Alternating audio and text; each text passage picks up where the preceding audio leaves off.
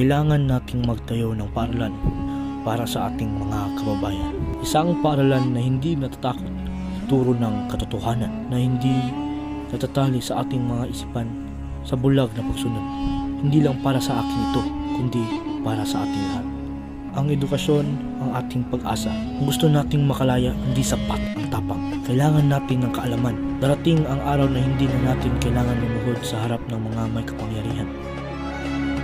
Noon, siya si Crisostomo Ibarra, isang mapagmahal, isang nangangarap. Ngayon, siya si Simon, ang aninong nasa likod ng trono, ang umaakay sa isang revolusyong papangat. 13 taon niya pinagmamasdan ang panini, ngunit ngayong bumalik siya, hindi na siya magmamakaawa. Crisostomo, asan ka? Maharap ka rin namin!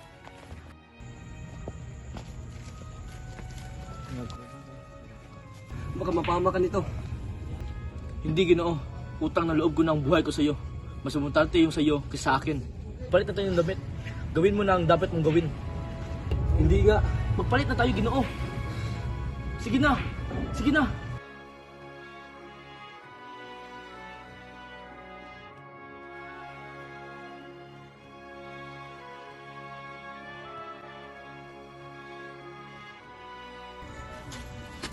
Crisostomo!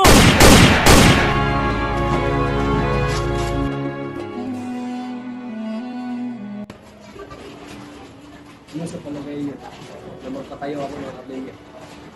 Sa kaparanghas na hiling, bukod sa mawalan kami ng kapangyarihan, walang kaalam-alam mga nilalang iyan. Paulita, makinig ka. Karapatan natin pagtanggol ang ating bayan. Kung mabigo man kami, gusto kong maalala mo akong may pagmamalaki.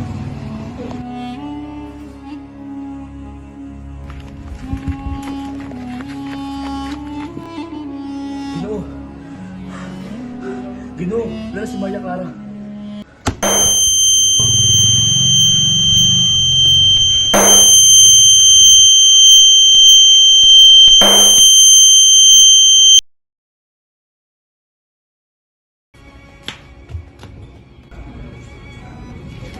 Mahal kong huli.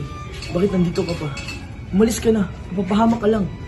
Mahal kong Siyo, hindi ako papayag. Kailan kitang maisalba. Babalik ako.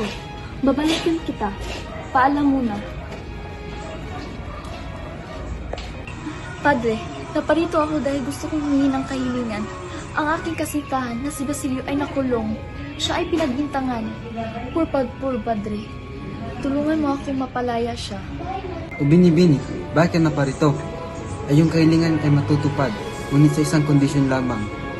Padre, wag! Padre, wag! Padre!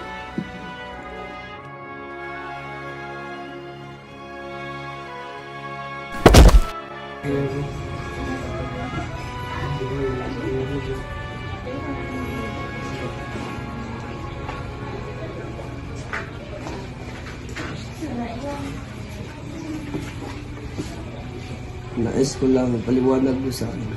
Katotohanan Diyos, nag-iisa Diyos. Hindi, may isasalba pa kita. Huwag na. Kayaan mo na akong huminga.